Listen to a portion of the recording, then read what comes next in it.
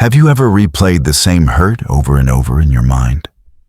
A careless joke in front of your friends, a colleague who took credit for your work, a partner who walked away without a real explanation. Your day keeps moving. Your body does its routines. But somewhere inside, that moment stays sharp and hot. You tell yourself you are just remembering. You say you are keeping your guard up.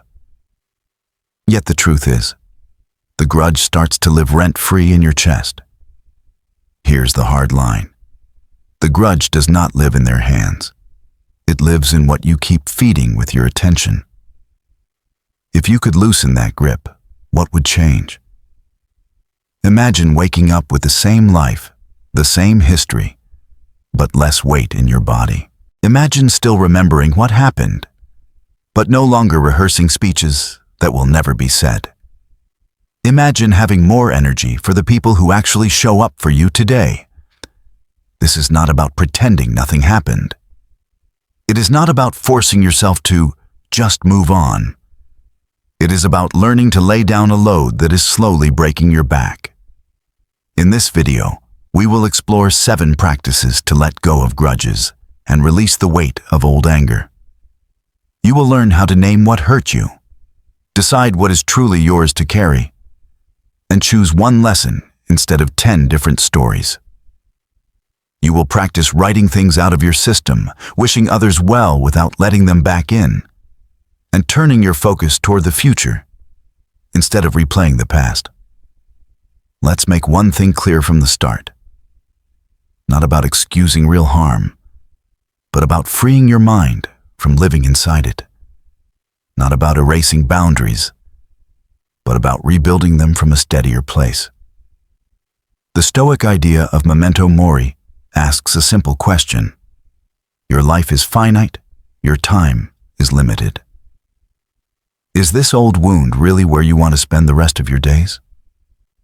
With that in mind, we will use Stoicism for emotional control as a quiet frame, not a loud slogan. When this episode ends, you will have one question you can use whenever a grudge rises, a question that gently pulls you back to your own path. If that feels important to you, stay with me. Let's begin with the first practice. Practice 1. Name the hurt. Picture a quiet evening at home. You are on the couch, scrolling, half watching a show, half thinking about tomorrow. The room is dim, the sound of traffic outside is soft and far away. Then a name pops up on your phone, an old message thread, a memory of how that person embarrassed you in front of your family. Immediately, your chest tightens. Your breath becomes shallow. In your head you hear, "How could they do that to me?" You stare at the screen. You replay the scene again. You might even plan what you would say if you ever met them again. But the truth is, the storm is not just in the past event. The storm is in the way you keep it vague and heavy inside you. Not a clear wound you can tend to, but a fog of anger that never has a name. Not a single named pain, but a messy bundle you drag everywhere. Because when hurt stays unnamed, it stays uncontrollable. From here, it helps to see things a little differently. Think of your mind like a crowded room with the lights off. You feel people bumping into you, but you cannot see who is there. Naming the hurt is like turning on one small lamp. You do not fix the whole room. You simply say, "This is what happened, and this is what I felt."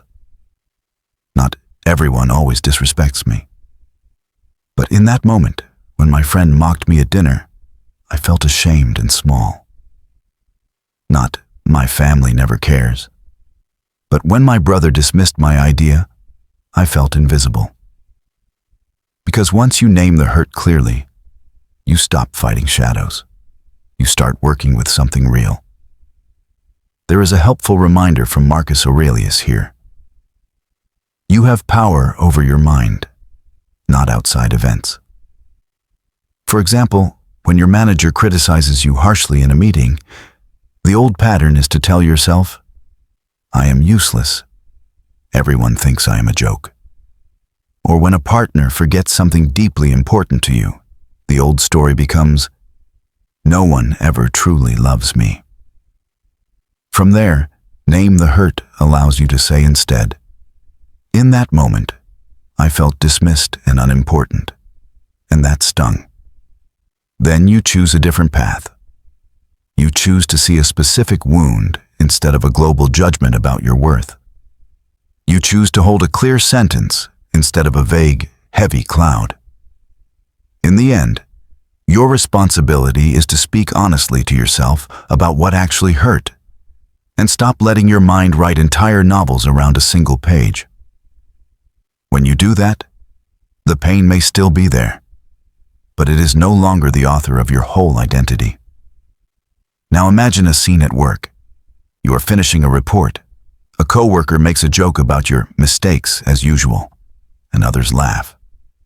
The usual reaction is to shut down, to replay the joke all night, to think of what you should have said.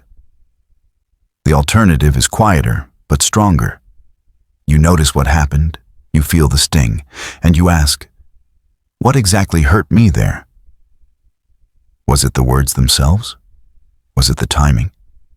Was it that nobody defended me? As soon as you ask that, something shifts. The grudge becomes a specific cut, not an endless ache. The result is a mind that is still sober, still hurt, but not swallowed whole. This approach works because it brings the hurt out of the dark and into language.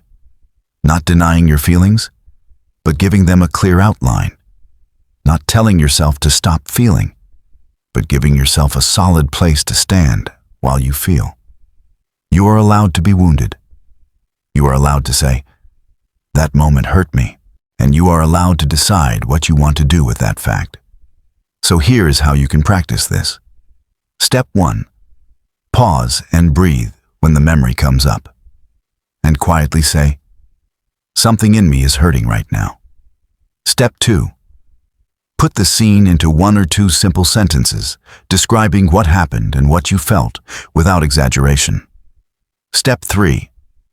Ask yourself, if I had to name this in one word, humiliation, betrayal, disappointment, what would I call it?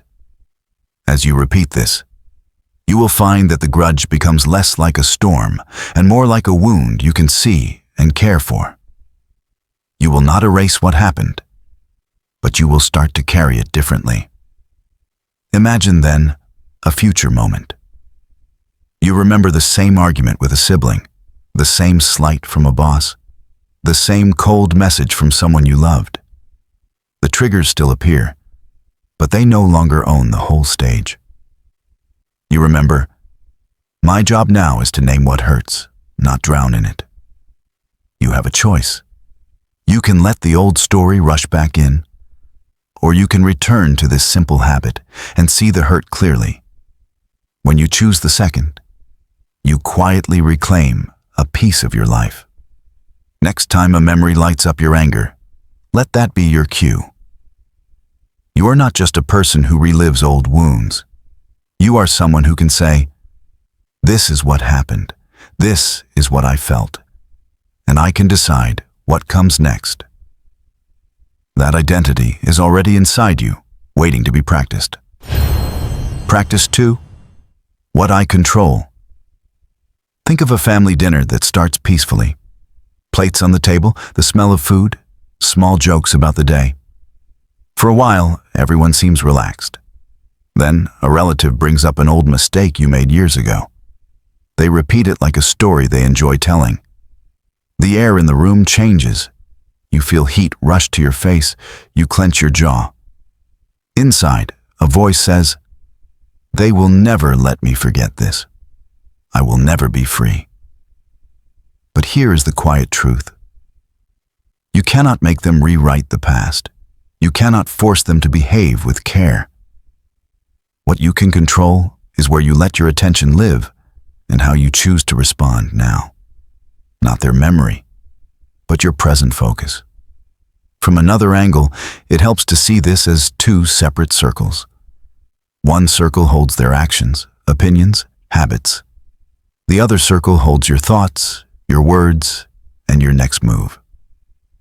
The first circle is not yours. You can influence it, but you cannot own it. The second circle, whether you like it or not, is entirely in your hands.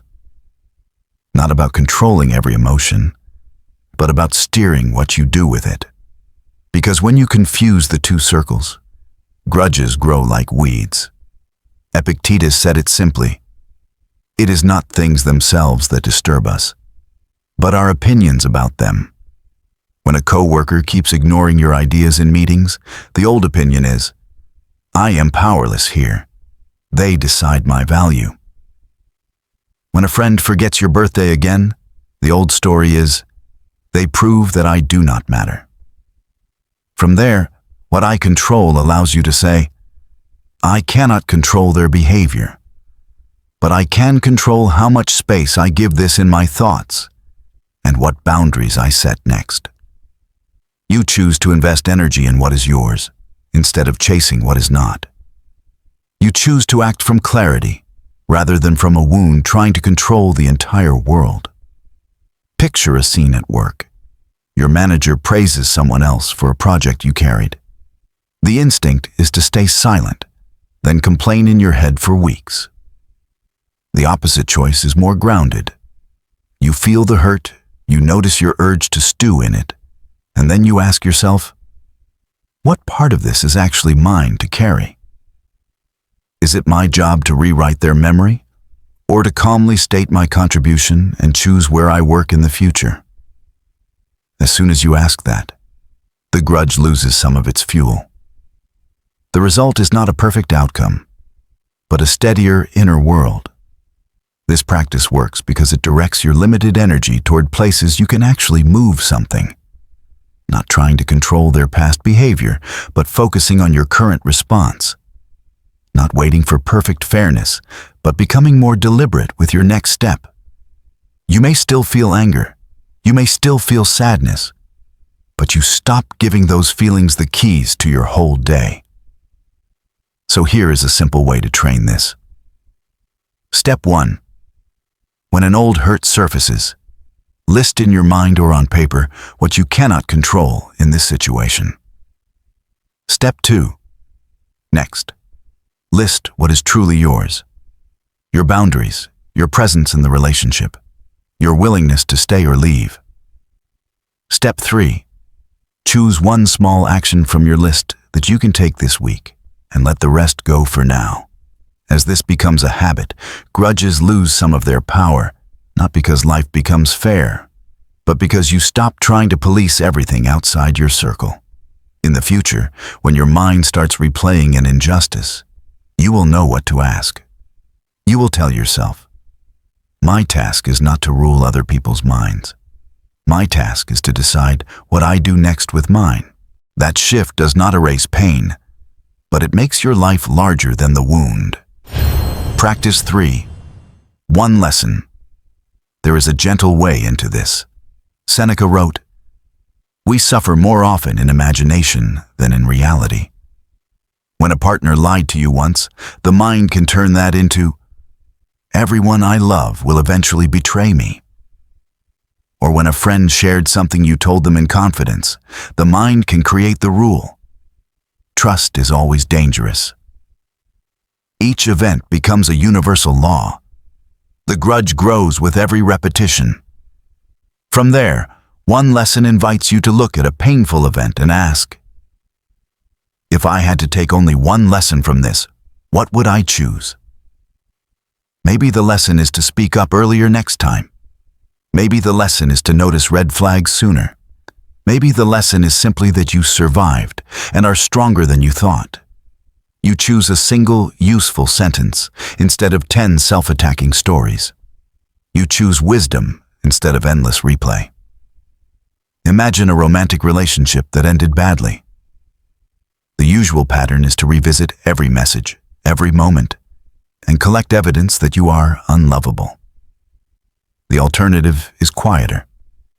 To sit down and write one line, like, next time, I will protect my boundaries when small disrespects appear. In that moment, the grudge softens. The story stops expanding. The hurt becomes a teacher, not a permanent label on your forehead. This practice is powerful because it turns a closed door into a page you can learn from. Not glorifying the pain, but harvesting something real from it. Not pretending it was for the best, but refusing to let it be only poison. You still acknowledge the damage. You still allow yourself to grieve, and you still decide what you want to carry forward. To make this real, treat it like a deliberate drill. Step 1. Choose one old hurt that is still loud in your mind. Step 2. Ask, if I could only keep one lesson from this for my future self, what would be truly useful? Step 3. Write that one sentence somewhere you can see, and let the rest of the story slowly lose its hold. Over time, your inner world changes. The past no longer feels like a museum of grudges. It starts to feel like a book of notes you took for the rest of your life. Practice 4. Write and rip. Marcus Aurelius filled pages with his own thoughts, never meant to be published. You can do something similar, in a simpler way. Instead of replaying conversations in your head, you give them a place on paper. When someone close to you hurts you, the mind wants to argue with them all night. You imagine speeches, confrontations, perfect comebacks. Meanwhile, your body stays tense, and sleep stays far away. Write and rip offers another path. You sit down with a piece of paper and write exactly what you would say if you could be completely honest. You do not edit. You do not make it pretty. Then you rip it up. You throw it away. You show your nervous system that the words have been heard and they do not need to circle forever. This is effective because it gives your anger and hurt a safe exit. Not sending the message, but letting it move through you. Not feeding the grudge, but draining some of its pressure. You are not pretending everything is fine. You are simply saying, these thoughts deserve a container, not a permanent home in my mind. To try it, keep it simple. Step 1. When an old grudge feels loud, take 10 minutes and write a raw, uncensored letter you will never send. Step 2. Read it once, quietly, and notice what part of you finally feels seen. Step 3. Tear it into pieces or delete it, and breathe 3 deep breaths as you watch it go. With practice, you teach yourself that expression is possible without explosion. You show yourself that your inner world does not have to be a locked room. Practice 5. Wish them well. This one is often misunderstood. It does not mean inviting someone back into your life. It does not mean denying what they did. Instead, it is a small act of freeing your heart from the job of punishing them forever. It is a reminder that your life is too short to be entirely centered on someone who hurt you. Epictetus offers a line that supports this mindset. No man is free who is not master of himself. As long as your peace depends on their suffering, you are not free. You are chained to their story. So, in a quiet moment, you might say inside, I hope they find whatever they need so they stop hurting themselves and others. And I hope I find better places to give my love. You do not feel this perfectly. You simply point your intention in a different direction. Not cheering for them, but not dedicating your life to hating them. Not pretending they were right, but refusing to let revenge be your only project. This practice matters because it gently breaks the loop where your identity is built around being the one who was wronged. You remember that you are more than the hurt. You remember that your time here is limited, and you have other things to do. You can still choose distance. You can still say no to further contact. And at the same time, you can stop feeding the hope that their suffering will somehow heal you. To experiment with this, you might do the following. Step 1. Think of the person who hurt you and notice what tightens in your body. Step 2. Whisper a short line like, "I release the job of punishing you. I choose my own life instead." Step 3. Then gently bring your attention back to something or someone who truly cares for you in the present. The first few times, it may feel fake. That is okay. You are not trying to force a feeling. You are training a direction. Little by little, the grudge loosens. You spend less time imagining their downfall and more time living your own days. Practice 6. Return to work. Not your career only, but the work of your own life. The work of building relationships that nourish you. The work of caring for your body, your craft, your quiet joys. Grudges often pull you out of this work. You are at your desk, but your mind is back in a fight from 6 months ago. You are with your children, but your thoughts are stuck on an unfair comment from your manager. Return to work says, when you catch yourself drifting into old anger, gently bring your focus back to the task or person in front of you. You do not yell at yourself. You do not force cheerfulness. You simply say, "I see this grudge. I will come back to what I am building right now." Not erasing the past, but refusing to let it steal this hour too. This practice is like a muscle. Step 1. Notice when your mind has wandered into an old complaint. Step 2. Label it silently. Grudge, old story, past scene. And breathe once. Step 3. Then place your full attention on the next small action you can take in your current task. Over time, your daily life becomes less about replaying what happened and more about creating what is in front of you.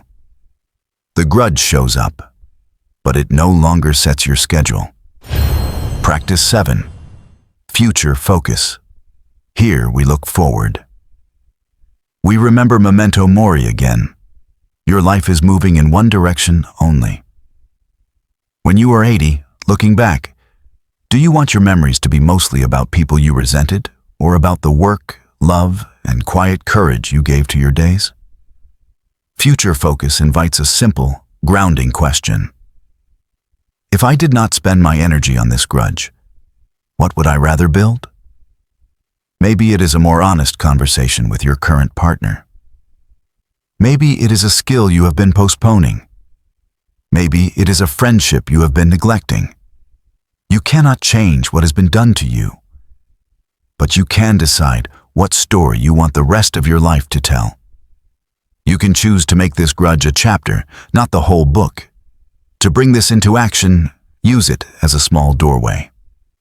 Step 1. When you notice yourself lost in old anger, ask that question directly. Step 2. Listen for a simple, specific answer. Call someone, practice something, rest, learn. Step 3. Take one tiny step toward that answer within the next 24 hours. Each time you do this, you shift the center of your life. The past no longer sits on the throne. Your present and future begin to take their place. Now let's gather this together. Letting go of grudges is not about erasing memory. It is about remembering in a way that does not poison you. It is about taking back the quiet authority over where your time, energy, and heart go next. These 7 practices, naming the hurt, separating what you control, choosing one lesson, writing and releasing, wishing them well from a distance, returning to your real work, and focusing on the future, are not theories. They are small tools you can use in the middle of real life, at work, in your family, in love, in friendship. This is not about becoming numb or pretending nothing matters. It is not about swallowing pain in silence. It is about responding more wisely than your first impulse and refusing to let one wound define an entire lifetime. Your progress will not be perfect. Some days the grudge will feel loud again. But every time you pause, name the hurt, and choose one small practice instead of replaying the old scene, you take one step closer to freedom. For today, you might keep a simple checklist in your mind. Name one hurt clearly, choose one lesson from it, and take one small action toward the life you want now.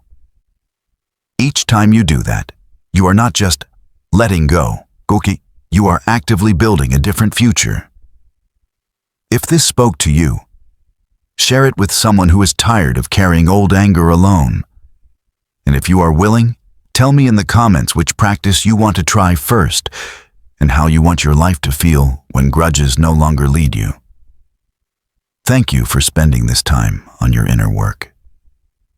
This is a process, not a finish line. Take a breath. Be gentle with yourself, and I will see you in the next lesson.